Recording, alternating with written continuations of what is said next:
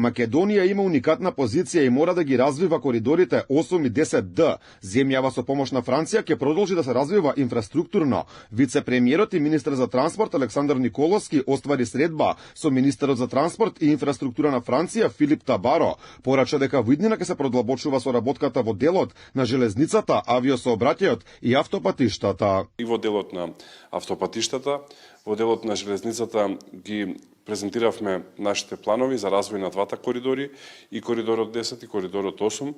Македонија има уникатна позиција каде што двата коридори се пресекуваат источно од Скопје, треба двата да ги развиеме.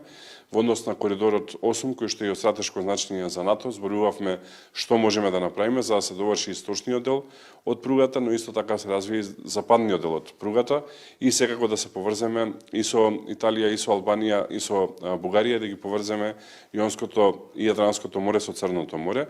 Табаро изрази задоволство од средбата со Николовски, порачувајќи дека имале важен состанок за односите меѓу двете земји во областа на транспортот. Вели двете држави веќе имаат одлична соработка во воздушниот сообраќај. Nous avons déjà une très bonne coopération au niveau aérien. Je pense notamment à ADP qui gère aujourd'hui les aéroports dans votre pays. Je crois que les choses se passent plutôt bien. Nous avons également une coopération entre nos aviations civiles qui ne cesse de se développer.